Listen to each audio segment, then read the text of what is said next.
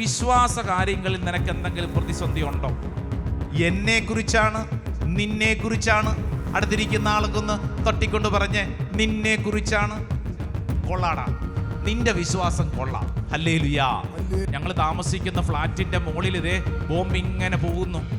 നമുക്ക് വിശ്വാസം ലഭിക്കുന്നത് 2 വഴികളിലൂടെയാണെന്ന് നമ്മൾ പറഞ്ഞു. ഒന്നാമത്തത് എങ്ങനെയാ? 2 വഴികളിലൂടെയാണ് വിശ്വാസം ഒരു വ്യക്തിക്ക് ലഭിക്കുന്നത്. അപ്പൻ്റെ അമ്മയുടെ ആഗ്രഹം എന്താ? മക്കൾക്കിപ്പോൾ വിശ്വാസം ഇല്ല, അവർ പള്ളിയിൽ പോകുന്നില്ല, പ്രാർത്ഥിക്കുന്നില്ല. അതുകൊണ്ട് അവന്മാരുടെ തലയെ കൈവച്ച് വലിയ വിടുതൽ പ്രാർത്ഥന നടത്തണം. എൻ്റെ അപ്പൻ്റെ പ്രാർത്ഥനയുടെ ഫലമാണ് ഞാൻ. നിങ്ങളുടെ മക്കൾക്ക് വിശ്വാസ അനുഭവം പകർന്നു കൊടുത്തിട്ടുണ്ടെങ്കിൽ അത് അവരുടെ ഉള്ളിൽ കിടക്കും. ലോകത്തിൻ്റെ എവിടെ പോയാലും ഏത് ദുരിതത്തിൻ്റെ നടുവിലും അവരുടെ ഉള്ളിൽ വല്ലാത്തൊരു ബോധ്യം ഉണ്ടാകും. ചാലക്കുടിയിലെ വീട്ടിലിരുന്നു കൊണ്ട് സ്വർഗസ്ഥനായ ഞങ്ങളുടെ പിതാവേ എന്ന് ചെല്ലുമ്പോൾ അന്നന്ന് വേണ്ട ആഹാരമെന്ന് ചെല്ലുന്ന ജർമ്മനിയിലുള്ള മകളുള്ള വീടുമ്പത്ത് എനിക്കറിയാം. എല്ലാ ദിവസവും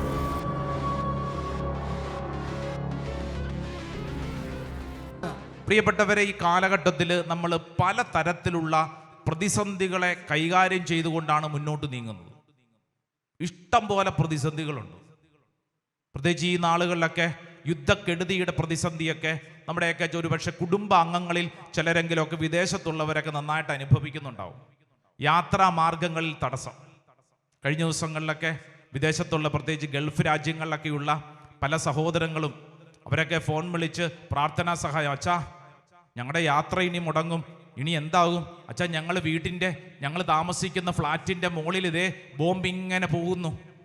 ഒരുപക്ഷെ ഞാനിതൊക്കെ പറയുമ്പോഴത്തേക്ക് നിങ്ങളുടെയൊക്കെ കുടുംബങ്ങളിലോ പ്രിയപ്പെട്ടവരുടെയൊക്കെ ചിലപ്പോൾ ചില മൊബൈൽ വിഷ്വൽസ് ഒക്കെ നിങ്ങൾ കണ്ടിട്ടുണ്ടാവും അല്ലേ?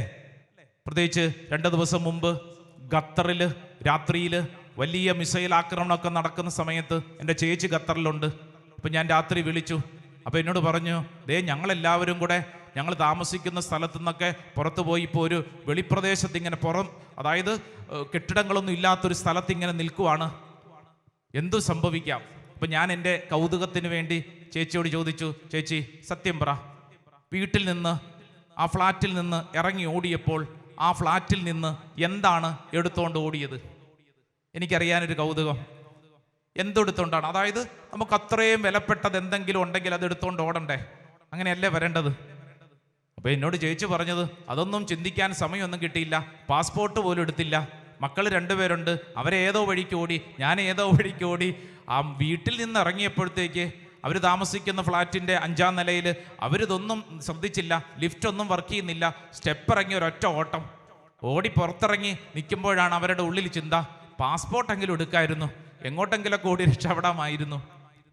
ഞാനിത് പറയുമ്പോഴത്തേക്ക് എൻ്റെ പ്രിയപ്പെട്ടവരെ, ഇതൊറ്റപ്പെട്ട സംഭവമൊന്നുമല്ല. എന്നെ കേൾക്കുന്ന ഓരോരുത്തർ ശ്രദ്ധിച്ചോണേ. ഈ കാലഘട്ടത്തിൽ പലതരത്തിലുള്ള പ്രതിസന്ധി, യുദ്ധക്കെടുതിയുടെ മാത്രമൊന്നുമല്ല, കൊറോണയുടെ ദുരിതങ്ങളൊന്നും മാറി തീർന്നിട്ടില്ല, പ്രളയത്തിൻ്റെ കെടുതികൾ മാറി തീർന്നിട്ടില്ല. നമ്മുടെ വീട്ടിലെ പലതരത്തിലുള്ള ക്രൈസിസ്, പ്രതിസന്ധിയൊക്കെ നമുക്ക് ചുറ്റും ഉണ്ടാവുന്നുണ്ട്. സത്യമല്ലേ? Yes or no? യെസ്. വീട്ടിൽ തന്നെ ഉണ്ടെന്ന് ഇഷ്ടം പോലെ പ്രതിസന്ധിയുണ്ട്. വീട്ടിൽ തന്നെ ഇഷ്ടം പോലെ പ്രതിസന്ധിയുണ്ട്. കുടുംബത്തിൽ അനുഭവിക്കുന്ന പ്രതിസന്ധി, ക്രൈസിസ് വളരെ വലുതാണ്.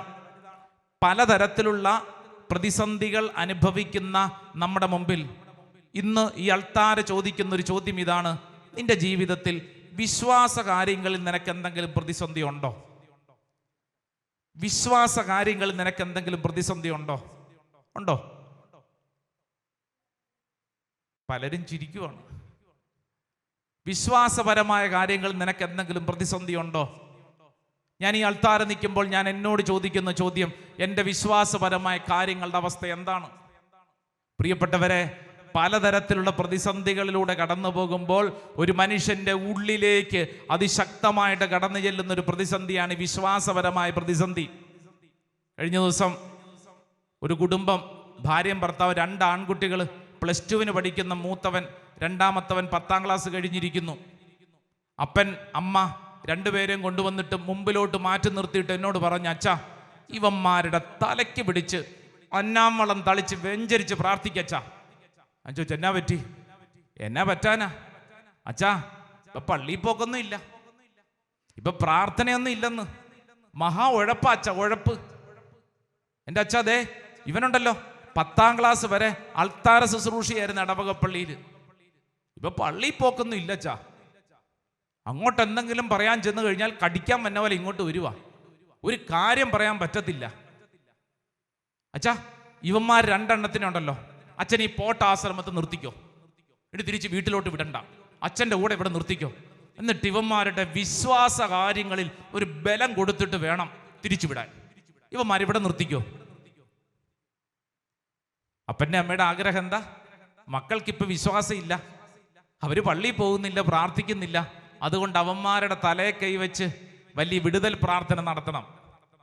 അപ്പൊ ഞാൻ ഈ ഇവരുടെ സംസാരം കേട്ടോണ്ടിരുന്നപ്പോൾ ഞാൻ ചോദിച്ചു, അപ്പം നിങ്ങളുടെ കാര്യം എന്താ? ഈ പറഞ്ഞ അപ്പൻ്റെ അമ്മയുടെയും കാര്യം എന്താ? നിങ്ങളുടെ അവസ്ഥ എന്താ? അല്ല, ഇവർക്ക് തലയെ കൈവച്ച് പ്രാർത്ഥിച്ചതിന് ശേഷം അച്ഛൻ ഞങ്ങളുടെയും തലയെ കൈവച്ച് പ്രാർത്ഥിക്കണം. സംസാരിച്ചു വന്നപ്പോൾ എനിക്ക് കാര്യം മനസ്സിലായി. ഈ അപ്പൻ തന്നെ പള്ളിയിൽ പോയിട്ട് കുറെ നാളായി. പുള്ളിയോട് സംസാരിച്ചു വന്നപ്പോൾ പുള്ളി പറഞ്ഞു, എൻ്റെ അച്ഛാ, എൻ്റെ സമയക്രമീകരണം അതങ്ങോട്ട് സെറ്റാവുന്നില്ല.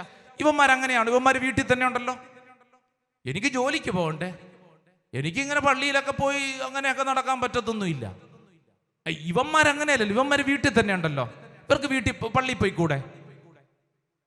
അപ്പന് പള്ളിയിൽ പോക്കൊന്നും ഇല്ല, പക്ഷെ ഉപദേശത്തിന് ഒരു കുറവുമില്ല, ഉപദേശത്തിന് ഒരു കുറവുമില്ല.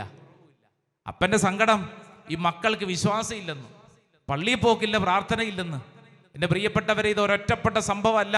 ഇവിടെ ഇരിക്കുന്ന നമ്മുടെയൊക്കെ പല കുടുംബങ്ങളിലും സംഭവിച്ചുകൊണ്ടിരിക്കുന്ന യാഥാർത്ഥ്യം എന്തുവാ? വിശ്വാസപരമായ കാര്യങ്ങളിൽ വല്ലാത്ത ക്രൈസിസ്. ഇത് കേട്ടുകൊണ്ടിരിക്കുമ്പോൾ ചിലരുടെയെങ്കിലും ഉള്ളിൽ ഒരു ചിന്തയുണ്ട്, കുറച്ച് വിശ്വാസം കിട്ടിയാൽ കൊള്ളാം, ഏതെങ്കിലും കടയിൽ പോയി ഒരു 10 കിലോ വിശ്വാസം മേടിച്ച് കഴിച്ചേക്കാം. എൻ്റെ പ്രിയപ്പെട്ടവരെ, അങ്ങനെ ഏതെങ്കിലും കടയുണ്ടോ? കുറച്ച് വിശ്വാസം കിട്ടാനായിട്ട് എന്നാ മാർഗം? എവിടെയെങ്കിലും ഇങ്ങനെ വിശ്വാസം വിൽക്കുന്നു എന്ന് എഴുതി വെച്ചിട്ടുണ്ടോ? ഇല്ലെന്ന്. അപ്പോൾ ഒരു ശക്തമായൊരു ചോദ്യം നമ്മുടെ മുമ്പിൽ ഉദിക്കുന്നത്, എങ്ങനെയാണ് ഒരു വ്യക്തിക്ക് വിശ്വാസം ലഭിക്കുന്നത്? എങ്ങനെയാണ് ഒരു വ്യക്തിക്ക് വിശ്വാസം ലഭിക്കുന്നത്? നമ്മളത് പഠിക്കുവാണ്. 2 വഴികളിലൂടെയാണ് വിശ്വാസം ഒരു വ്യക്തിക്ക് ലഭിക്കുന്നത്. ഒന്ന്, ഇറ്റ് ഈസ് എ ഗിഫ്റ്റ്. സ്വർഗം ഒരു സമ്മാനമായിട്ട് വ്യക്തികൾക്ക് നൽകും. അതാണ് ഒന്നാമത്തെ വഴി. അത് നമ്മുടെ ആരുടെയും കഴിവ് കൊണ്ടല്ല, അത് സ്വർഗം തരുന്നൊരു സമ്മാനമാണ്. It is A free gift. സ്വർഗം വ്യക്തികൾക്ക് നൽകുന്ന സമ്മാനം. ഏറ്റവും നല്ല ഉദാഹരണം പഴയ നിയമത്തിലെ അബ്രാഹം. അബ്രാഹത്തിന് സ്വർഗം കൊടുത്ത ഒരു സമ്മാനമാണ് ഏത്? വിശ്വാസം. സ്വർഗം സമ്മാനമായിട്ട് കൊടുത്തതാ. അതുകൊണ്ടാണ് അബ്രാഹത്തെ വിശ്വാസികളുടെ പിതാവ് എന്നാണ് വിളിക്കുന്നത്. സ്വർഗം കൊടുത്ത ഒരു സമ്മാനമാണ്. ഹല്ലേലൂയാ.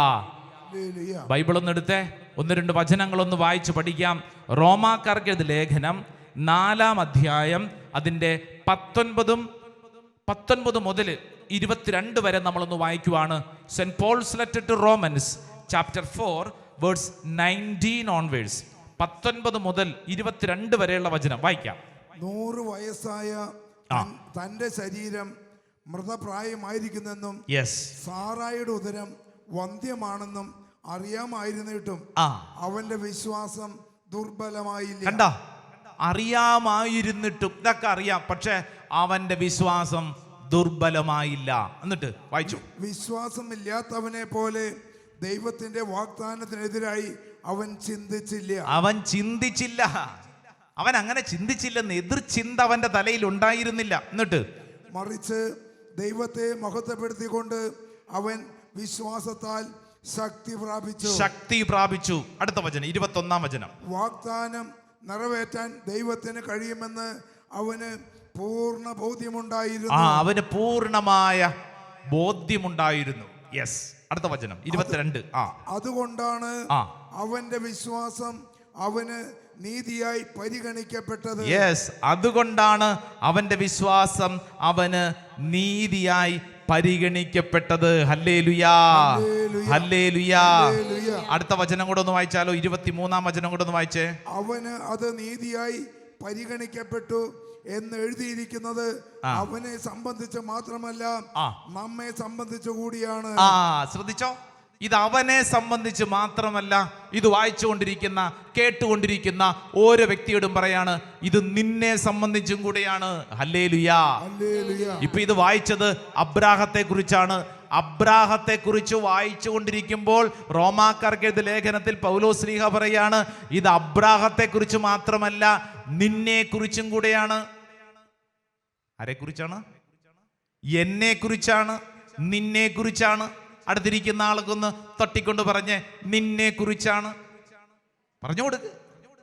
ഇത് നിന്നെ കുറിച്ചാണ്. ഓൺലൈനൊക്കെ പങ്കെടുക്കുന്നവർ അടുത്ത് ആരെങ്കിലും ഉണ്ടെങ്കിൽ ഒന്ന് വിളിച്ച് അവരെ തട്ടിക്കൊണ്ട് പറയണം, അബ്രാഹത്തെ കുറിച്ച് മാത്രമല്ല, ഇത് നിന്നെ കുറിച്ചും കൂടെയാണെന്ന്. ഹല്ലേലൂയാ. സ്വരത്തിൽ പറ ഹല്ലേലൂയാ. അതായത് അബ്രാഹത്തിന് വിശ്വാസം സ്വർഗം കൊടുത്ത ഒരു സമ്മാനമാണ്, ഒരു സമ്മാനമാണ്. അപ്പൊ ഇത് വായിച്ചുകൊണ്ടിരിക്കുമ്പോൾ നമ്മൾ മനസ്സിലാക്കുകയാണ്, ഇത് അബ്രാഹത്തെ കുറിച്ച് മാത്രമല്ല, എന്നെ കുറിച്ചും കൂടെയാണ്. നമ്മളിപ്പോൾ പറഞ്ഞത് അടുത്തിരിക്കുന്ന ആളോടല്ല പറഞ്ഞത്, ഇപ്പോൾ ആ വലതുകര നെഞ്ചത്തോട് ചേർത്ത് വെച്ചുകൊണ്ട് പറഞ്ഞ് എന്നെ കുറിച്ചും കൂടെയാണ്, എന്നെ കുറിച്ചും കൂടെയാണ്. ഹല്ലേലൂയാ, ഹല്ലേലൂയാ. മറ്റൊരു വചനഭാഗം വായിക്കാം. അത് ഗലാത്യർക്ക് എഴുതിയ ലേഖനം 3-ാം അധ്യായം അതിന്റെ 14-ാം തിരുവചനം. Saint Paul's letter to Galatians chapter 3 verse 14. 3-ാം അധ്യായം 14-ാം തിരുവചനം. വളരെ ശക്തമായ ഒരു കാര്യം പൗലോസ് ശ്ലീഹ നമ്മളെ പഠിപ്പിക്കുകയാണ്. ശ്രദ്ധിച്ചു വായിച്ചോണം. അബ്രാഹത്തിന് ലഭിച്ച അനുഗ്രഹം യേശു ക്രിസ്തു വഴി വിജാതിയരിലേക്കും വ്യാപിക്കേണ്ടതിനും ആത്മാവിന്റെ വാഗ്ദാനം വിശ്വാസം വഴി നമ്മൾ പ്രാപിക്കേണ്ടതിനുമാണ് ഇപ്രകാരം സംഭവിച്ചത്. Praise the Lord. ഹല്ലേലൂയാ. കണ്ടോ, ഒന്നും കൂടെ വായിച്ചേ. അബ്രാഹത്തിന് ലഭിച്ച അനുഗ്രഹം യേശു ക്രിസ്തു വഴി വിജാതിയരിലേക്ക് വ്യാപരിക്കേണ്ടതിന് ആത്മാവിന്റെ വാഗ്ദാനം വിശ്വാസം വഴി നമ്മൾ പ്രാപിക്കേണ്ടതിനുമാണ് ഇപ്രകാരം സംഭവിച്ചത്. കണ്ടോ, നമ്മള് ഈ വചനം കേട്ടുകൊണ്ടിരിക്കുമ്പോൾ ഇതേ വിശ്വാസം നമുക്കിൽ സ്വർഗം നൽകുകയാണെന്നതിന്റെ അർത്ഥം. പിടികിട്ടിയോ? അതായത് സ്വർഗം ഇതൊരു സൗജന്യ സമ്മാനമായിട്ട് നൽകിയെന്ന് പറഞ്ഞല്ലോ, ഫ്രീ ഗിഫ്റ്റ് ആണെന്ന് നമ്മൾ പറഞ്ഞു. അങ്ങനെയാണെങ്കിൽ ഓർത്തോണം, ഇവിടെ ഇരുന്നുകൊണ്ട് ഈ വചനം കേട്ടുകൊണ്ടിരിക്കുമ്പോൾ കർത്താവേ, അബ്രാഹത്തിന് കൊടുത്ത അതേ സൗജന്യമായ വിശ്വാസത്തിന്റെ ഗിഫ്റ്റ് ഇത് കേട്ടുകൊണ്ടിരിക്കുന്ന എന്നിലും നിറയുന്നു. വലതുകര ഉയർത്തി ഒച്ചത്തിൽ പറഞ്ഞ ഹല്ലേലൂയാ, ഹല്ലേലൂയാ, ഹല്ലേലൂയാ. അതുകൊണ്ടാണ് ആ വചനം ഇങ്ങനെ രേഖപ്പെടുത്തിയിരിക്കുന്നത്. അബ്രാഹത്തിന് ലഭിച്ച അനുഗ്രഹം യേശു ക്രിസ്തു വഴി വിജാതിയരിലേക്ക് വ്യാപരിക്കേണ്ടതിനും ആത്മാവിന്റെ വാഗ്ദാനം വിശ്വാസം വഴി നമ്മൾ പ്രാപിക്കേണ്ടതിനുമാണ് ഇപ്രകാരം സംഭവിച്ചത്. വിശ്വസിക്കുന്നവര് 2 കരങ്ങൾ ഉയർത്തി ആമേൻ എന്ന് പറഞ്ഞേ. Amen, amen. Praise the Lord. നമുക്ക് മറ്റൊരു സുന്ദരമായ വചനം വായിക്കാം. അത് ഹെബ്രായർക്ക് എഴുതപ്പെട്ട ലേഖനം, ബുക്ക് ഓഫ് ഹീബ്രൂസ്, ഹെബ്രായർക്ക് എഴുതപ്പെട്ട ലേഖനം 11-ാം അധ്യായം ചാപ്റ്റർ 11 അതിന്റെ 8 മുതൽ 11 വരെയുള്ള വചനങ്ങളാണ് നമ്മൾ വായിക്കുന്നത്. Book of Hebrews chapter 11 verse 8 onwards വായിച്ചോ. വിശ്വാസം മൂലം അബ്രാഹാം തനിക്ക് അവകാശമായി ലഭിക്കാനുള്ള സ്ഥലത്തേക്ക് പോകാൻ വിളിക്കപ്പെട്ടപ്പോൾ അനുസരിച്ചു. എവിടേക്കാണ് പോകേണ്ടതെന്ന് അറിയാതെ തന്നെയാണ് അവൻ പുറപ്പെട്ടത്. ഇത് എങ്ങോട്ടാ പോണെന്ന് ഒരു പിടുത്തോ ഇല്ലാണ്ടാണ് അബ്രാഹാം പുറപ്പെട്ടത്. ഒറ്റ കാര്യമേ ഉള്ളിലുള്ളൂ, സ്വർഗം പറഞ്ഞു അനുസരിക്കുന്നു. സ്വർഗം പറഞ്ഞു അനുസരിക്കുന്നു. പറഞ്ഞേ, സ്വർഗം പറഞ്ഞു ഞാൻ അനുസരിക്കുന്നു. പറഞ്ഞേ, സ്വർഗം പറയുന്നു ഞാൻ അനുസരിക്കുന്നു. അത്രേ ഉള്ളൂ, അത്രേ ഉള്ളൂ. പുതിയ നിയമത്തില് ഔസേപ്പിതാവ് മാതാവ് ഉണ്ണീശോനം കൊണ്ടൊക്കെയുള്ള ഓട്ടം ഈജിപ്തിലേക്ക്. സ്വർഗം പറഞ്ഞു അനുസരിക്കുന്നു. ആര് പറഞ്ഞു? നാട്ടുകാരാണോ? അല്ല. വേറെ ആരാ? ട്രാവൽ ഏജൻസി ആണോ? അല്ലല്ല. ആരാ? സ്വർഗം പറഞ്ഞു ഞാൻ അനുസരിക്കുന്നു. ഇപ്പൊ എങ്ങനെയാ നമ്മള് ഈ നാളുകളിൽ എങ്ങനെയാ? ആരാ തീരുമാനിക്കുന്നത് നിന്റെ യാത്രയും നിന്റെ ജീവിതത്തിന്റെ മുന്നോട്ടുള്ള സ്റ്റെപ്പ്? ആരാ തീരുമാനിക്കുന്നത്? കാനഡയ്ക്ക് പോകണോ, ന്യൂസിലൻഡിന് പോകണോ, ഓസ്ട്രേലിയക്ക് പോകണോ, UK പോകണോ, ജർമ്മനിക്ക് പോകണോ? ആര് തീരുമാനിക്കും? ട്രാവൽ ഏജൻസിക്കാർ അല്ലേ? പലരുണ്ടല്ലോ, പേരൊന്നും പറയുന്നില്ല, ഇഷ്ടം പോലെ ഉണ്ടല്ലോ അല്ലേ? എൻ്റെ അച്ഛാ അവരങ്ങനെ പറഞ്ഞു, ഇവരിങ്ങനെ പറഞ്ഞു, എന്നതാ ചെയ്യേണ്ടത്? സ്വർഗം പറഞ്ഞു ഞാൻ അനുസരിക്കണം. പറഞ്ഞേ, സ്വർഗം പറഞ്ഞു ഞാൻ അനുസരിക്കണം. ഹല്ലേലൂയാ. വായിച്ചോ, 8-ാം വചനം ഒന്നും കൂടെ വായിച്ചേ. വിശ്വാസം മൂലം അബ്രാഹാം തനിക്ക് അവകാശമായി ലഭിക്കാനുള്ള സ്ഥലത്തേക്ക് പോകാൻ വിളിക്കപ്പെട്ടപ്പോൾ അനുസരിച്ചു. എവിടേക്കാണ് പോകേണ്ടതെന്ന് അറിയാതെ തന്നെയാണ് അവൻ പുറപ്പെട്ടത്. അടുത്ത വചനം. വിശ്വാസത്തോടെ അവൻ വാഗ്ദത്ത ഭൂമിയിൽ വിദേശിയെ പോലെ കഴിഞ്ഞു. അതേ വാഗ്ദാനത്തിന്റെ അവകാശികളായ ഇസഹാക്കിനോടും യാക്കോബിനോടുമൊത്ത് അവൻ കൂടാരങ്ങളിൽ താമസിച്ചു. അടുത്ത വചനം. ദൈവം സംവിധാനം ചെയ്തതും നിർമ്മിച്ചതും അടിസ്ഥാനം ഉറപ്പിച്ചതുമായ ഒരു നഗരത്തെ അവൻ പ്രതീക്ഷിച്ചിരുന്നു. It was his hope. അവന്റെ പ്രതീക്ഷ അതായിരുന്നു. അടുത്ത വചനം 11-ാം വചനം വായിച്ചോളൂ. തന്നോട് വാഗ്ദാനം ചെയ്തവൻ വിശ്വസ്തനാണെന്ന് വിചാരിച്ചത് കൊണ്ട് പ്രായം കവിഞ്ഞിട്ടും സാറ വിശ്വാസം മൂലം ഗർഭധാരണത്തിന് വേണ്ട ശക്തി പ്രാപിച്ചു. Price the Lord. ഹല്ലേലൂയ. പ്രിയപ്പെട്ടവരെ, അബ്രാഹത്തെ കുറിച്ചാണ്. അബ്രാഹത്തിന് വിശ്വാസം എന്നുള്ളത് ഫ്രീ ഗിഫ്റ്റ് ആയിട്ട് ലഭിച്ചു എന്ന് വചനത്തിൽ എഴുതിയിരിക്കുന്നത് വായിച്ചുകൊണ്ടിരിക്കുന്ന, ധ്യാനിച്ചുകൊണ്ടിരിക്കുന്ന, ഈ ശുശ്രൂഷയിൽ പങ്കെടുത്തുകൊണ്ടിരിക്കുന്ന ഓരോ വ്യക്തിയും ചിന്തിക്കണം. സെയിം ഗിഫ്റ്റ് വർഷങ്ങൾക്ക് മുമ്പ് ദൈവം ഉൽപ്പത്തി പുസ്തകത്തിൽ 12-ാം അധ്യായത്തിൽ തെരഞ്ഞെടുത്ത അബ്രാഹത്തോട് പറഞ്ഞ അതേ കാര്യം ഈ ശുശ്രൂഷയിൽ പങ്കെടുത്തുകൊണ്ടിരിക്കുന്ന എൻ്റെ മേലും എൻ്റെ കുടുംബത്തിന്റെ മേലും ഈ ശുശ്രൂഷ സമയത്ത് കർത്താവ് ചൊരിയുന്നു. ഹല്ലേലൂയാ. സ്വരമുയർത്തി പറഞ്ഞ ഹല്ലേലൂയാ, ഹല്ലേലൂയാ. പ്രിയപ്പെട്ടവരെ, അതിന്റെ 23-ാം തിരുവചനം ഒന്ന് വായിച്ച്. ചാപ്റ്റർ 11 ബുക്ക് ഓഫ് ഹീബ്രൂസ്, ഹെബ്രായർക്ക് എഴുതപ്പെട്ട ലേഖനം 11-ാം അധ്യായം 23-ാം തിരുവചനം. 23. വിശ്വാസം മൂലം മോശയെ അവൻ ജനിച്ചപ്പോൾ മാതാപിതാക്കന്മാർ 3 മാസത്തേക്ക് ഒളിച്ചു വെച്ചു. അപ്പൊ വിശ്വാസ അനുഭവത്തെ കുറിച്ചാണ് വചനം പഠിപ്പിക്കുന്നത്. അബ്രാഹത്തെ കുറിച്ചൊക്കെ വായിച്ചു, മോശയെ കുറിച്ച് വായിക്കാൻ പോവാണ്. നമ്മുടെ ജീവിതത്തിൽ നമ്മൾ ശ്രദ്ധിക്കേണ്ട വളരെ പ്രധാനപ്പെട്ട കാര്യം, ശ്രദ്ധിച്ചേ, നിവർന്നിരുന്നേ, ഓൺലൈനൊക്കെ പങ്കെടുക്കുന്നവരെന്നെ നോക്കിക്കേ, ശ്രദ്ധിച്ചേ. നമുക്ക് വിശ്വാസം ലഭിക്കുന്നത് 2 വഴികളിലൂടെയാണെന്ന് നമ്മൾ പറഞ്ഞു. ഒന്നാമത്തത് എങ്ങനെയാ? പറ. ഫ്രീ ഗിഫ്റ്റ്, സൗജന്യ സമ്മാനം, സ്വർഗം തരുന്നതാണ്. നമ്മുടെ ആരുടെ അവകാശമല്ല, സൗജന്യമായിട്ട് കിട്ടുന്നതാണ്. രണ്ടാമത്തെ കാര്യം എങ്ങനെയാണെന്നറിയോ? നമുക്ക് ഈ വിശ്വാസം എന്നുള്ളത് ട്രാൻസ്ഫർ ചെയ്ത് കിട്ടും, പകർന്ന് കിട്ടും. എങ്ങനെ കിട്ടും? പകർന്ന് കിട്ടും. എഴുതിയെടുത്തോണം. ട്രാൻസ്ഫർ ചെയ്ത് കിട്ടും. ട്രാൻസ്ഫർ എന്ന് പറയുമ്പോൾ സ്ഥലമാറ്റത്തെ കുറിച്ചല്ല.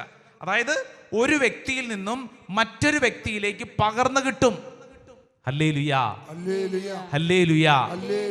മാതാപിതാക്കളിൽ നിന്ന് മക്കളിലേക്ക് അത് പകർന്നു കിട്ടും. അമ്മാമ്മയിൽ നിന്ന് കൊച്ചുമക്കളിലേക്ക് അത് പകർന്നു കിട്ടും. പ്രൈസ് ദി ലോർഡ്, ഹല്ലേലൂയാ. കൂട്ടുകെട്ട്, നല്ല കൂട്ടുകെട്ടുണ്ടെങ്കിൽ എന്താ ഗുണം? വിശ്വാസ അനുഭവമുള്ള ഒരു വ്യക്തിയിൽ നിന്നും അടുത്ത വ്യക്തിയിലേക്ക്, ആ കൂട്ടുകാരിലേക്ക്, കൂട്ടുകാരിയിലേക്ക് പകർന്നു കിട്ടും. ഹല്ലേലൂയാ, ഹല്ലേലൂയാ. അതുകൊണ്ടാണ് നല്ല ബന്ധങ്ങളൊക്കെ വേണമെന്ന് പറയണത്. നല്ല ബന്ധങ്ങളുണ്ടെങ്കിൽ ഗുണം എന്നറിയോ? ആ വ്യക്തിയിൽ നിന്നും നിന്നിലേക്ക് എന്ത് കിട്ടും? വിശ്വാസ അനുഭവം കിട്ടും, ട്രാൻസ്ഫർ ചെയ്ത് കിട്ടും. നമ്മളിപ്പോൾ വായിച്ച വചനം ഒന്ന് ശ്രദ്ധയോടെ വായിച്ചോ. മോശയെ കുറിച്ച് വായിക്കാൻ പോവാണ്. അത് വായിക്കുന്നത് ഹെബ്രായ ലേഖനം 11-ാം അധ്യായം 23-ാം തിരുവചനം. Hebrews chapter 11 verse 23. വിശ്വാസം മൂലം മോശയെ അവൻ ജനിച്ചപ്പോൾ മാതാപിതാക്കന്മാർ 3 മാസത്തേക്ക് ഒളിച്ചു വെച്ചു. 3 മാസത്തേക്ക് മാതാപിതാക്കൾ ഒളിച്ചു വെച്ചു, അങ്ങനെയാണ് എഴുതിയിരിക്കുന്നത്. പക്ഷെ എന്തിന്റെ മാനദണ്ഡത്തിലാ? ഫസ്റ്റ് സെന്റൻസ് എന്നതാ? വിശ്വാസം മൂലം. ആരുടെ വിശ്വാസം?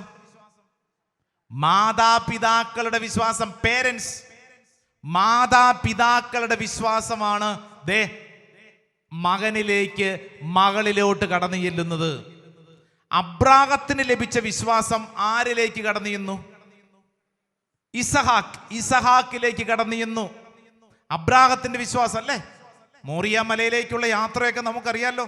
അപ്പോ ഇതാ അപ്പന്റെ വിശ്വാസ അനുഭവം മകനിലേക്ക് കടന്നു ചെല്ലുന്നു. മോശയെ കുറിച്ച് വചനം പറയുന്നത് എന്താണ്? മോശയ്ക്ക് ഇത് കിട്ടിയത് എന്താ? വിശ്വാസം മൂലം മോശയെ അവൻ ജനിച്ചപ്പോൾ മാതാപിതാക്കൾ, പേരൻസ്, മാതാപിതാക്കളിൽ നിന്ന് മകളിലേക്ക് വിശ്വാസം ലഭിക്കുന്നു. ഹല്ലേലൂയാ, ഹല്ലേലൂയാ. ട്രാൻസ്ഫർ ചെയ്യപ്പെടും, പകർന്നു കിട്ടും. എന്ത്? വിശ്വാസം. മറ്റൊരു വചനഭാഗം വായിക്കാം. അത് തിമോത്തിയോസിന് എഴുതിയ പുസ്തകം, saint Paul's letter to Timothy. 2 ലേഖനങ്ങളുണ്ട്. അതിന്റെ 2-ാം പുസ്തകം, second book, saint Paul's letter to Timothy. വിശുദ്ധ പൗലോസ് ശ്ലീഹ തിമോത്തിയോസിന് എഴുതിയ 2-ാം പുസ്തകം, അതിന്റെ 1-ാം അധ്യായം 5-ാം വചനം. 1-ാം അധ്യായം 5-ാം വചനം. നിന്റെ നിർവാജ്യമായ വിശ്വാസം ഞാൻ അനുസ്മരിക്കുന്നു. നിന്റെ വലിയമ്മയായ ലോവീസിനും അമ്മയായ എവനിക്കായ്ക്കും ഉണ്ടായിരുന്ന വിശ്വാസം ഇപ്പോൾ നിനക്കുണ്ടെന്ന് എനിക്ക് ബോധ്യമുണ്ട്. ആര് പറയുക? പൗലോസ് ശ്ലീഹ പറയുക. ആരോടാ പറയണേ? തിമോത്തിയോസിനോട് പറയുക. ഈ തിമോത്തിയോസിനോട് പൗലോസ് ശ്ലീഹായ്ക്ക് ഇച്ചിരി സ്നേഹം കൂടുതലായിരുന്നു. ശിഷ്യനാണ്. അപ്പൊ അതുകൊണ്ട് ഒരു സ്പെഷ്യൽ സ്നേഹമുണ്ട് ഈ ശിഷ്യനോട്. അതുകൊണ്ട് നിങ്ങൾ സമയം കിട്ടുമ്പോൾ ഈ തിമോത്തിയോസിന് എഴുതിയ പുസ്തകം വായിച്ചാൽ ഒരു കാര്യം മനസ്സിലാവും. ഇടയ്ക്കിടയ്ക്ക് തിമോത്തിയോസിനോട്, എൻ്റെ തിമോത്തിയോസെ, നീ ഇങ്ങനെ ചെയ്യണം, നീ ആ കാര്യം ശ്രദ്ധിക്കണം, നിന്റെ ഈ കാര്യം വെരി ഗുഡ്, പക്ഷെ നീ ഈ കാര്യം ശ്രദ്ധിക്കുന്നില്ല. ഇങ്ങനെ ചില കറക്ഷൻസ് ഇടയ്ക്ക് കൊടുത്തുകൊണ്ടിരിക്കും. അങ്ങനെ എഴുതപ്പെട്ടൊരു പുസ്തകമാണ്. അതിൻ്റെ അകത്ത് കൃത്യമായൊരു കാര്യം രേഖപ്പെടുത്തിയിരിക്കുകയാണ്. 2 തിമോത്തിയോസ് 1-ാം അധ്യായം 5-ാം വചനം. ശ്രദ്ധയോടെ വായിച്ച ഒന്നും കൂടെ. നിന്റെ നിർവ്യാജമായ വിശ്വാസം ഞാൻ അനുസ്മരിക്കുന്നു. പൗലോസ് ശ്ലീഹ തിമോത്തിയോസിനോട് പറയാം, നിന്റെ വിശ്വാസം ഞാൻ അനുസ്മരിക്കുന്നു. കൊള്ളാടാ, നിന്റെ വിശ്വാസം കൊള്ളാം. ഹല്ലേലൂയാ, ഹല്ലേലൂയാ. അടുത്തിരിക്കുന്ന ആൾക്ക് ഒന്ന് കൈ കൊടുത്തോണ്ട് പറഞ്ഞു, നിന്റെ വിശ്വാസം കൊള്ളാം. നിന്റെ വിശ്വാസം കൊള്ളാം. അപ്പൊ ഇപ്പൊ ഓർത്തോണം, പൗലോസ് ശ്ലീഹയാണ് കൈ തന്നത് കേട്ടാ. ആരാണ്? പൗലോസ് ശ്ലീഹ. പൗലോസ് ശ്ലീഹ തിമോത്തിയോസിനോട് പറയും, എന്റെ തിമോത്തിയോസെ, നിന്റെ വിശ്വാസം കൊള്ളാടാ, നിർവ്യാജമായ വിശ്വാസം കൊള്ളാം. എന്നിട്ട് പൗലോസ് ശ്ലീഹ ഒരു കാര്യം അടുത്ത സെന്റൻസിൽ പറയുന്നത് ശ്രദ്ധിച്ചോണേ. എങ്ങനെയാണ് ഈ തിമോത്തിയോസിന് വിശ്വാസം കിട്ടിയെന്ന് അറിയാവോ? വായിച്ചോന്ന്.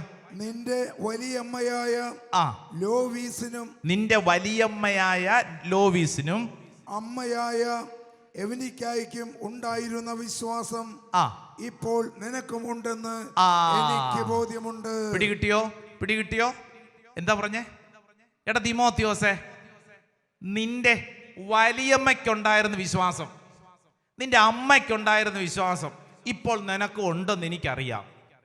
അപ്പൊ ഈ തിമോത്തിയോസിന് കിട്ടിയ വിശ്വാസം എവിടുന്നാ? വലിയമ്മയിൽ നിന്ന് അല്ലേ? അമ്മയിൽ നിന്ന് ദേ കൊച്ചുമോന് കിട്ടിയെന്ന്. ഹല്ലേലൂയാ, ഹല്ലേലൂയാ. ഇപ്പൊ എന്നെ കേൾക്കുന്നവരില് ഗ്രാൻഡ് പേരൻസ് ആയിട്ടുള്ളവരൊന്ന് കൈപൊക്കിക്കേ. ഗ്രാൻഡ് പേരൻസ് ആയിട്ടുള്ളവര് ഇവിടെ നിങ്ങളുടെ കൊച്ചുമക്കൾ ഉണ്ടാവണമെന്നില്ല, പക്ഷെ നിങ്ങൾ ഗ്രാൻഡ് പേരൻസ് ആണ്. കുറെ പേരുണ്ട്. കൈപൊക്കി. Very good. കൈ താത്തല്ലേ? ചോദിക്കുന്നു, നിങ്ങളെക്കുറിച്ച് അടുത്ത തലമുറയിൽ ഇങ്ങനെ എഴുതപ്പെടുവോ? നിങ്ങൾക്കുണ്ടായിരുന്ന വിശ്വാസം നിങ്ങളുടെ കൊച്ചുമോനും കൊച്ചുമോൾക്കും കിട്ടിയെന്ന് അവര് പറയുവോ? നാട്ടുകാർ പറയുവോ? കൈ താന്നു പോയല്ലോ ചേട്ടാ, കൈ താത്തിക്കോ. ഓർക്കുമ്പോൾ തന്നെ എൻ്റെ അച്ഛാ ഭാരം. വിശ്വാസം പോയിട്ട് എന്നെ ഒന്ന് മൈൻഡ് ചെയ്യണ്ടേ അവൻ, എന്നെ ഒന്ന് മൈൻഡ് ചെയ്യണ്ട കൊച്ച് അല്ലേ? മാതാപിതാക്കള്, ഇവിടെ ഇരിക്കുന്ന മാതാപിതാക്കൾ ഒന്ന് കൈപൊക്കിക്കോ. മാതാപിതാക്കൾ ധൈര്യമായിട്ട് കൈപൊക്കിക്കോ. മക്കളുള്ള എല്ലാ അപ്പനും അമ്മയും കൈപൊക്കിക്കോളൂ. എല്ലാവരും തന്നെ ഉണ്ട്, ഭൂരിഭാഗം. Very good. നിങ്ങളുടെ മക്കളുടെ കാര്യം എന്താ അവസ്ഥ? എന്റെ പ്രിയപ്പെട്ടവരെ, ഈ കാലഘട്ടത്തിൽ ശ്രദ്ധിക്കേണ്ട ഒരു ക്രൈസിസിനെ കുറിച്ചാണ് നമ്മൾ പഠിച്ചുകൊണ്ടിരിക്കുന്നത്. ഈ വിശ്വാസം എന്ന് പറയുന്നത് ഇതേതെങ്കിലും കടയിൽ പോയിട്ട് 10 കിലോ വാങ്ങിക്കൊണ്ടുവരാൻ പറ്റിയ ഒരു ഐറ്റം ഒന്നുമല്ല. സ്വർഗം കൊടുക്കുന്നൊരു ഫ്രീ ഗിഫ്റ്റാന്ന് പറഞ്ഞു. തൊട്ടടുത്തായിട്ട് നമ്മൾ പഠിച്ചൊരു കാര്യം, ഇറ്റ് ഈസ് ട്രാൻസ്ഫർ ചെയ്യപ്പെടും, പകർന്നു കിട്ടുന്ന ഒന്നാണെന്ന്. പകർന്നു കിട്ടും. എവിടുന്ന്?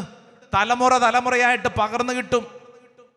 ഈ വചന ശുശ്രൂഷയിൽ പങ്കെടുത്തുകൊണ്ടിരിക്കുന്ന ഓരോരുത്തരും ഓർക്കണം, നിങ്ങൾ ഇപ്പോൾ ഇവിടെ ഇരിക്കുന്നുണ്ടെങ്കിൽ നിങ്ങൾക്ക് വേണ്ടി പ്രാർത്ഥിച്ച ആരൊക്കെയോ ഉണ്ട്. ഹല്ലേലൂയാ.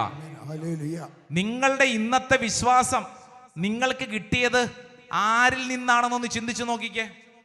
നിങ്ങൾ ഇങ്ങനെ ചിന്തിക്കുമ്പോൾ നിങ്ങളുടെ മനസ്സിൽ ചില മുഖങ്ങൾ തെളിയും. അപ്പന്റെ അമ്മയുടെ തന്നെ ആവണോ നിർബന്ധമൊന്നുമില്ല. നിങ്ങളുടെ അമ്മാമ്മയുടേതാവാം, അപ്പാപ്പൻ്റെതാവാം. നിങ്ങളെ വളർത്തിയ ചിലരുടെ ഒരു വിശ്വാസ അനുഭവത്തിന്റെ പശ്ചാത്തലത്തിലാണ് നിങ്ങൾ ഇപ്പൊ ഇവിടെ ഇരിക്കുന്നത്. Yes or no? യെസ്, അല്ലെങ്കിൽ പറ്റില്ലെന്നേ. നിങ്ങൾ ഇവിടെ ഇരിക്കുമ്പോൾ നെഞ്ചിൻ്റെ അകത്ത് നിങ്ങൾക്കൊരു വിശ്വാസ ബോധ്യമുണ്ട്. അതാർക്കും എടുത്തു കളയാൻ പറ്റാത്തതിൻ്റെ കാരണം ചെറുപ്പകാലത്ത് നിങ്ങൾക്കത് കിട്ടിയിട്ടുണ്ട്. ഹല്ലേലൂയ. അതുകൊണ്ട് എന്താ മെച്ചം? നിങ്ങൾക്കിത് കിട്ടിയത് കൊണ്ട് നിങ്ങൾ ഈ ഭൂമിയിൽ എവിടെ പോയാലും നിങ്ങളുടെ ഉള്ളിൽ അത് കിടക്കും.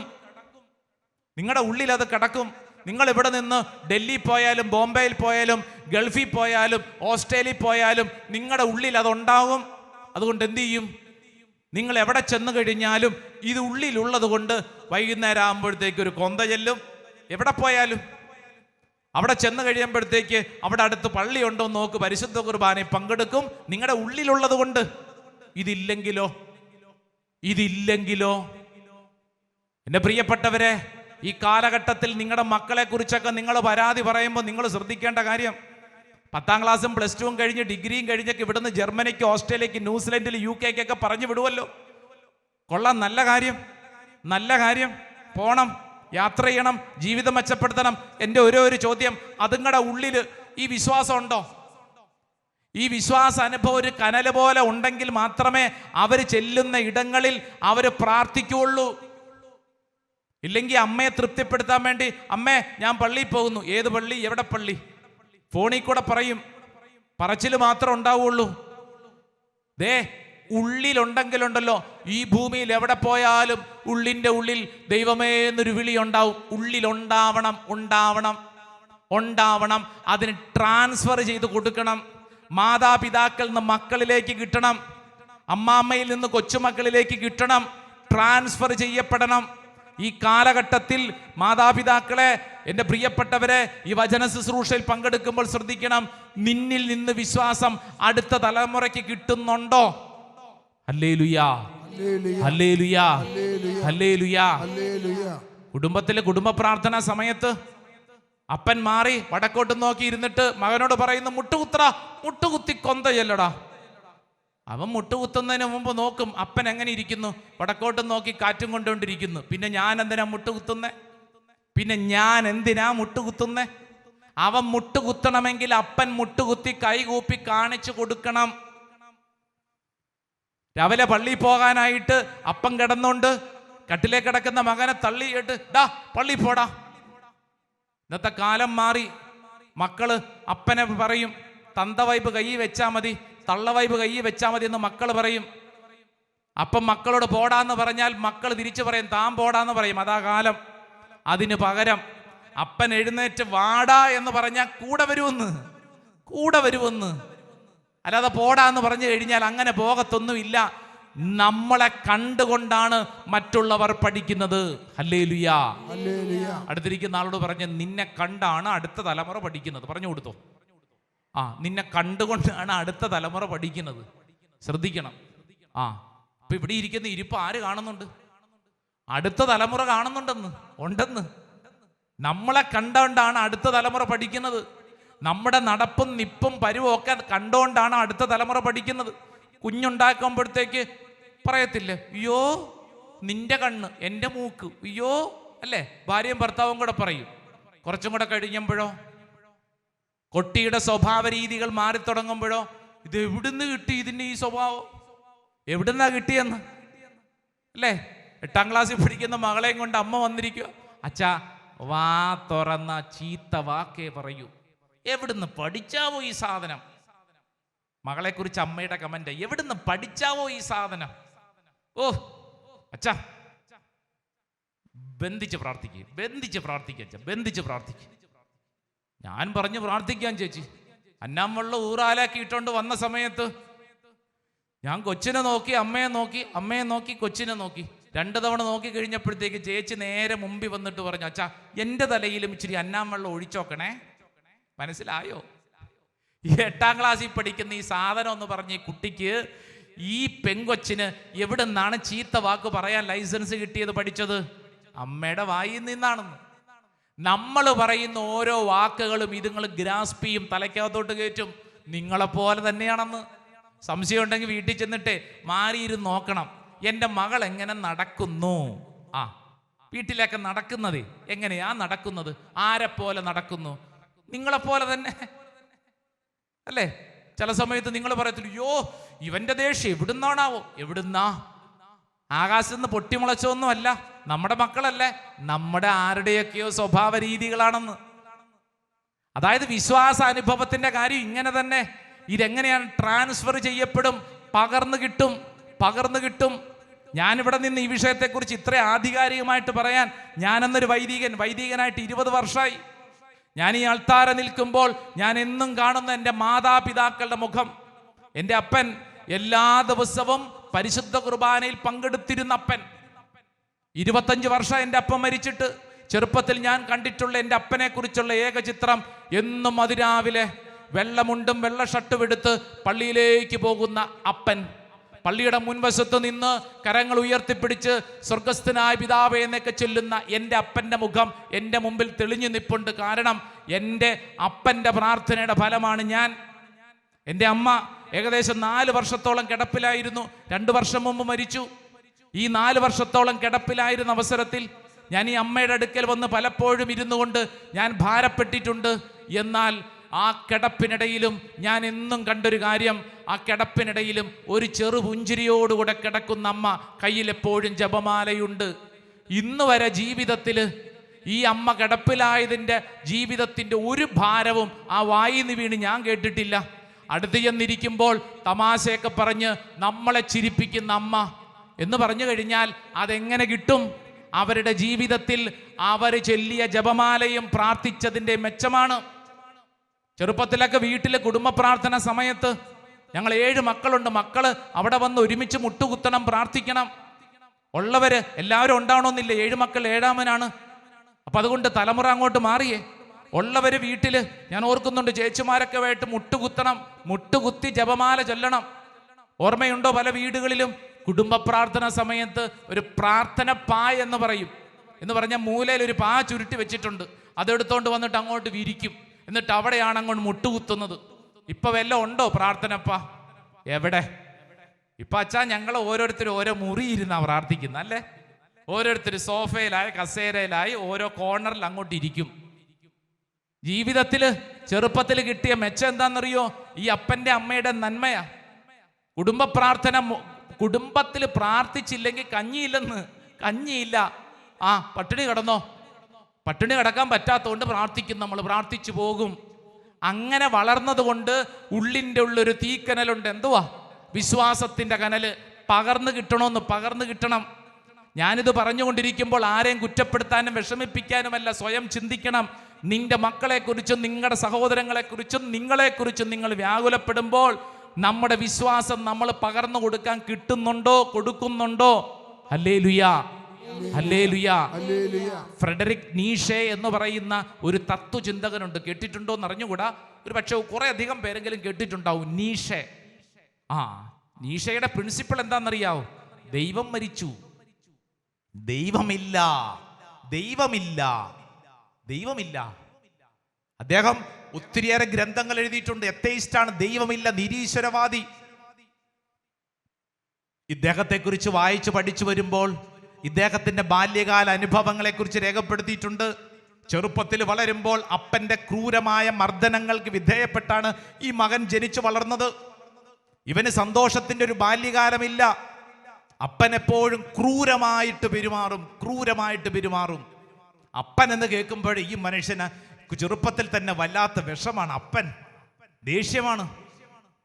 ചട്ടുകം പൊള്ളിച്ചിട്ട് അവന്റെ ശരീരഭാഗങ്ങളിൽ ശരീരം പൊള്ളിക്കും. ശരീരത്തിൽ അത്രമേൽ വേദന കൊള്ളുമ്പോൾ അപ്പൻ ചിരിക്കും അത്രേ. അദ്ദേഹത്തിന്റെ ചെറുപ്പകാലത്തെക്കുറിച്ച് എഴുതി വെച്ചിട്ട് എന്ന് പറഞ്ഞാൽ ക്രൂരമായ അപ്പന്റെ സ്വഭാവ രീതി കണ്ടനുഭവിച്ചാണ് ആര് വളർന്നത്? നീഷെ വളർന്നു വന്നപ്പോൾ സ്വർഗത്തിലൊരു അപ്പനുണ്ടെന്നൊക്കെ പറഞ്ഞപ്പോൾ നീഷയുടെ മുമ്പിൽ തെളിഞ്ഞത് ഏത് ചിത്രമാ? വീട്ടിലെ സ്വന്തം അപ്പന്റെ ചിത്രം. സമ്മതിക്കുവോ?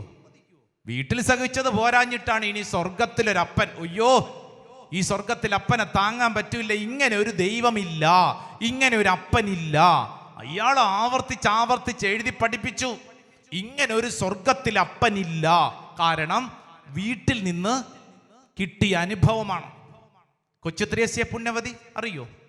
കൊച്ചുത്രേസ്യ പുണ്യവതി എത്ര മക്കളുണ്ടായിരുന്നു? കൊച്ചുത്രേസ്യ പുണ്യവതിയുടെ കുടുംബത്തില് എത്ര? എത്ര? 9 മക്കള്. 9 മക്കളിൽ ചെറുപ്പത്തിൽ തന്നെ 4 എണ്ണം മരിച്ചുപോയി. ബാക്കി 5 എണ്ണം ഉണ്ട്. 5-ൽ ഇളയതാണ് കൊച്ചു ത്രേസ്യ.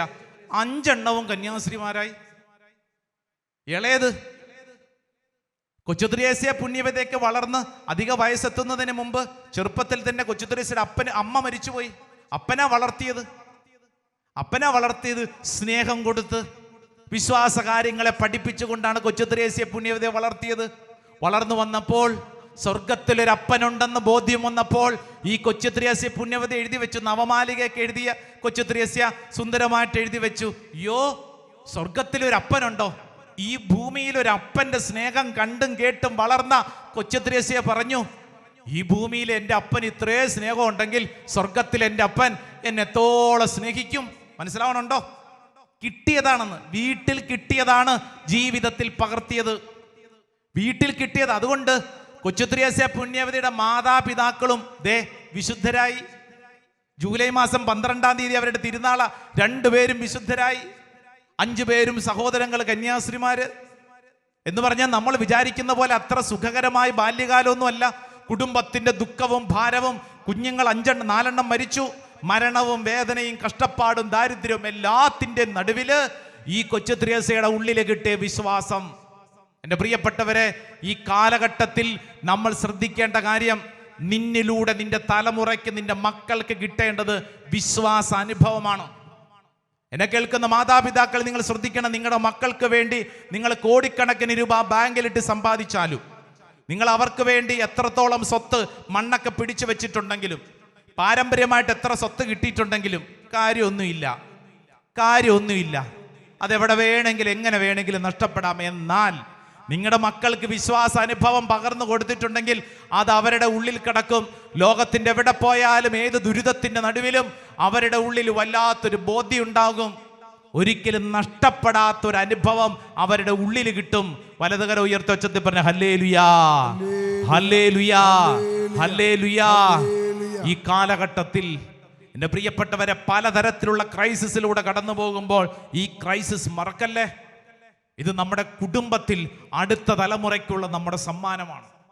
വേറെ ഒന്നുമല്ല, മക്കൾക്ക് കൊടുക്കേണ്ട വിശ്വാസ അനുഭവം. കാരണം ഇന്ന് മക്കളുടെയൊക്കെ ബോധ്യങ്ങൾ പലതും നിലനിൽക്കുന്നത് യൂട്യൂബിൽ എന്ത് പറയുന്നു, ഇൻസ്റ്റാഗ്രാം റീൽസിൽ എന്ത് പറയുന്നു, ഫേസ്ബുക്കും വാട്സപ്പിലും നാട്ടുകാരെന്ത് പറയുന്നു, സിനിമയിൽ അവനെന്തു പറഞ്ഞു, ഇവളെന്തു പറഞ്ഞു. ഇതാണ് അവരുടെ തലയ്ക്കകത്തുള്ളത്. ആ തലയ്ക്കകത്തുള്ള തെറ്റായ ചിന്തകളുടെ മീതെ നിനക്ക് എന്തെങ്കിലും പറഞ്ഞാൽ അവർക്ക് മനസ്സിലാകണമെങ്കിൽ അവരുടെ ഉള്ളിൽ ഈ വിശ്വാസം ഉണ്ടാവണം. ദൈവത്തെക്കുറിച്ചും ദൈവകാര്യങ്ങളെക്കുറിച്ചും ബോധ്യം ഉണ്ടായിരിക്കണം. ഇല്ലെങ്കിൽ ഈ ഭൂമിയിൽ, പ്രത്യേകിച്ച് ഇപ്പോഴത്തെ കാലഘട്ടത്തിൽ നമുക്കറിയാമല്ലോ, ഞാൻ നേരത്തെ പറഞ്ഞ പോലെ +2 കഴിഞ്ഞ് ഡിഗ്രിയൊക്കെ ആകുമ്പോൾ തന്നെ പിള്ളേരൊക്കെ അങ്ങോട്ട് പറന്നെന്ന്, പിള്ളേരൊക്കെ കയ്യിൽ നിന്ന് പോയി. പിന്നെ ആകപ്പാടെ ഉള്ളത് ഏത് കോണ്ടാക്റ്റാ? അവിടെ നിന്ന് വല്ലപ്പോഴും വരുന്ന വിളി മാത്രമാണ്, വേറെ ഒന്നുമില്ല. എൻ്റെ പ്രിയപ്പെട്ടവരെ, എല്ലാ ദിവസവും നിങ്ങളുടെ മക്കളും ചേർത്ത് കുടുംബാംഗങ്ങൾ ഒരുമിച്ച് പ്രാർത്ഥിക്കണേ. ഞാനിത് പറയുമ്പോഴത്തേക്ക് പ്രത്യേകിച്ച് കുടുംബങ്ങളിൽ ആരെങ്കിലും വിദേശങ്ങളിലോ ദൂരങ്ങളിലോ പഠിക്കാനോ ജോലിക്കൊക്കെ ആയി പോയിട്ടുള്ളവരുണ്ടെങ്കിൽ ഒന്ന് കൈപൊക്കാവോ. വീട്ടിൽ നിന്ന് മക്കളോ സഹോദരങ്ങളോ ജീവിത പങ്കാളി ആരെങ്കിലും വീട്ടിൽ നിന്ന് പുറത്തെവിടെയെങ്കിലും പഠിക്കാനോ ജോലിക്കൊക്കെ പോയിട്ടുള്ളവർ ഒത്തിരി പേരുണ്ട്. കുടുംബ പ്രാർത്ഥനയുണ്ടോ? എൻ്റെ അച്ഛാ എങ്ങനെ പ്രാർത്ഥിക്കാൻ അച്ഛാ? മകൻ ജർമ്മനിയിൽ, മകള് കാനഡയിൽ, ഞാനും ചേട്ടനും മാത്രമേ ഉള്ളൂ. ഞങ്ങൾ പോരെന്ന്. നിങ്ങളുടെ മക്കളെ കൂടെ പ്രാർത്ഥനയുടെ ചങ്ങലെ ചേർത്ത് പിടിക്കണം. എങ്ങനെ പറ്റുമെന്ന് നിങ്ങൾ മക്കളെ കോണ്ടാക്ട് ചെയ്യാറുണ്ടോ? ഈ വിദേശത്തുള്ള സഹോദരങ്ങളെ, നിങ്ങളുടെ മക്കളെ, നിങ്ങളുടെ ജീവിത പങ്കാളിയെ കോണ്ടാക്ട് ചെയ്യുന്നുണ്ടോ? ഭക്ഷണം കഴിച്ചോ? അല്ലേ? അവിടെ തണുപ്പാണോ? അവിടെ വെയിലാണോ? ഇവിടെ മഞ്ഞാണോ? അതാണ് ഇതാണെന്നൊക്കെ ചോദിക്കുമല്ലോ. ആ ചോദ്യം മാത്രം പോരാ.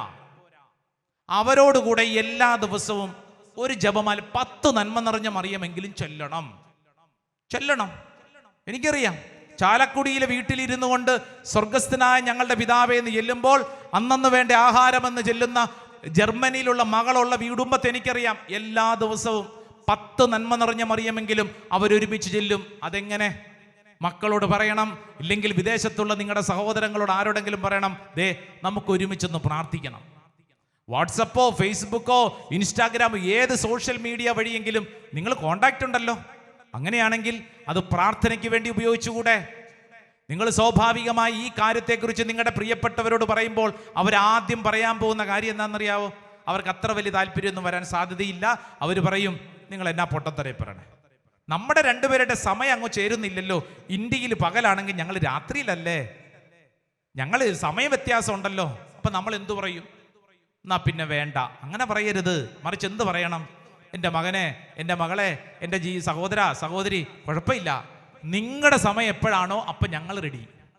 അതേന്ന്, നമ്മളേതായാലും റെഡി ആയിട്ടിരിക്കുമല്ലേ. അവർക്ക് എപ്പോഴാണോ സമയം അപ്പോൾ മതി.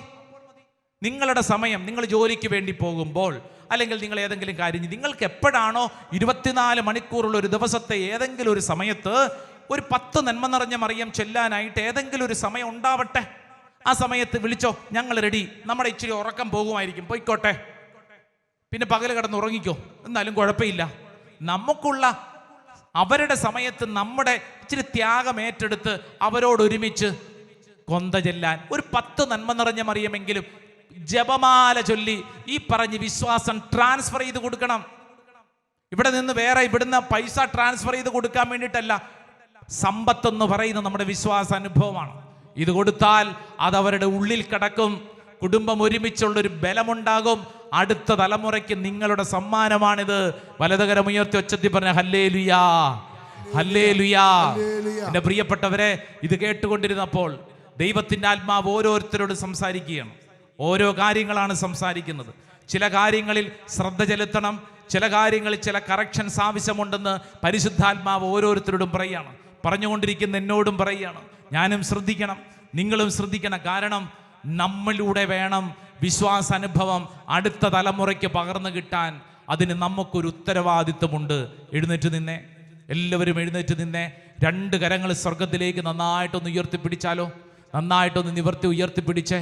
ഓ ദൈവമേ, ഞങ്ങളിതാ ഞങ്ങളുടെ ജീവിതമാണ് ഉയർത്തിപ്പിടിച്ചിരിക്കുന്നത്. വിശ്വാസം നൽകണമേ, ഞങ്ങളുടെ വിശ്വാസം വർദ്ധിപ്പിക്കണമേ. 2 കരങ്ങൾ സ്വർഗത്തിലേക്ക് ഉയർത്തിപ്പിടിച്ച് കണ്ണുകളടച്ച് നമ്മൾ ഒരുമിച്ചൊന്ന് പ്രാർത്ഥിക്കുകയാണ്. വിശ്വാസം നൽകണമേ നാഥ, വിശ്വാസം നൽകണമേ. കരങ്ങൾ സ്വർഗത്തിലേക്ക് ഉയർത്തി കണ്ണുകളടച്ച് എല്ലാവരും ഒരുമിച്ചൊന്ന് പ്രാർത്ഥിക്കട്ടെ. ദൈവത്തിൻ്റെ ആത്മാവ് ഈ ശുശ്രൂഷ സമയത്ത് അതിശക്തമായിട്ട് പ്രവർത്തിക്കട്ടെ. ഇതായി ശുശ്രൂഷയിൽ പങ്കെടുത്ത് പ്രാർത്ഥിച്ചുകൊണ്ടിരിക്കുന്ന ഓരോ വ്യക്തിയുടെ മേലും അത്ഭുതകരമായ വിശ്വാസത്തിന് അനുഭവം കടന്നു വരട്ടെ.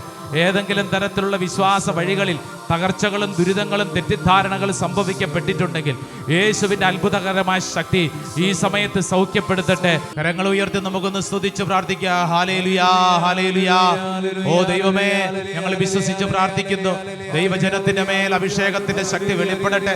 എല്ലാ തടസ്സങ്ങളും മാറട്ടെ. ഒരു പുതിയ അഭിഷേകം, ഒരു പുതിയ ശക്തി ഞങ്ങളുടെ കുടുംബങ്ങളിൽ വെളിപ്പെടട്ടെ. തടസ്സങ്ങൾ മാറട്ടെ. പുതിയ അഭിഷേകത്തിന്റെ ശക്തി, ഈ കാലഘട്ടത്തിന്റെ അഭിഷേകം ഞങ്ങളിലേക്ക് വെളിപ്പെടട്ടെ. പിതാവിന്റെയും പുത്രന്റെയും പരിശുദ്ധാത്മാവിന്റെയും നാമത്തില് ഹല്ലേലൂയാ.